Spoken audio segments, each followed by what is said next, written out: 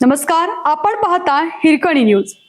Hirkani news प्रत्येक क्षण ताज्या घडामोडी आणि महत्त्वाच्या प्रत्येक बातमीसाठी नेहमी तत्पर.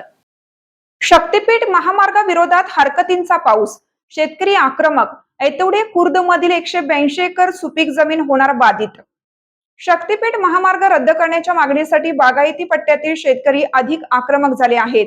महामार्गाविरोधात मोठ्या प्रमाणात लेखी आक्षेप आणि हरकती दाखल करण्याची मोहीम सुरू झाली आहे. सुपीक शेती, पर्यावरण आणि गावांच्या अस्तित्वाचा प्रश्न निर्माण झाल्याने शेतकरी एकवटले आहेत. प्रस्तावित महामार्गाला तीव्र विरोध दर्शवण्यात येत आहे.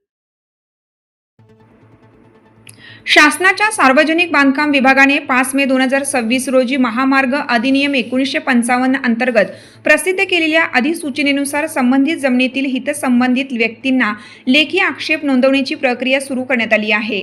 ऐतवडे खुर्द परिसरातील शेतकऱ्यांनी मोठ्या संख्येने एकत्रित येत शक्तीपीठ महामार्गाविरोधात लेखी हरकती दाखल करण्यास सुरुवात केली आहे.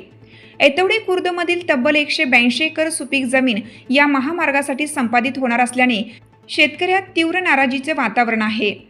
शेतकऱ्यांनी दाखल केलेल्या हरकतीतील शेतीचे होणारे अपरिमित नुकसान, बागायती पट्ट्याचा नाश, वारणा नदी परिसरातील निर्माण होणाऱ्या पूर परिस्थितीचा धोका, पर्यावरणाचा होणारा ऱ्हास, जैवविविधतेवर होणारा परिणाम तसेच सामाजिक व आर्थिक दुष्परिणाम यांचा सविस्तर उल्लेख करण्यात आला आहे.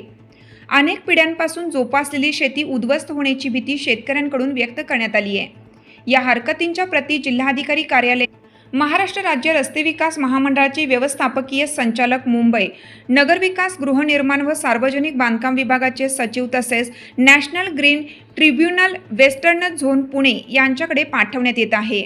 महामार्ग ज्या ज्या गावातून जाणार आहे त्या सर्व गावात शेतकरी संघटित होत आहेत. लेखी प्रक्रियेद्वारे शासनावर दबाव वाढवण्याचे प्रयत्न सुरू आहेत. आपल्या हिरकणी न्यूज चॅनलला लाईक करा, शेअर करा आणि सबस्क्राईब करायला विसरू नका आणि रहा अपडेट.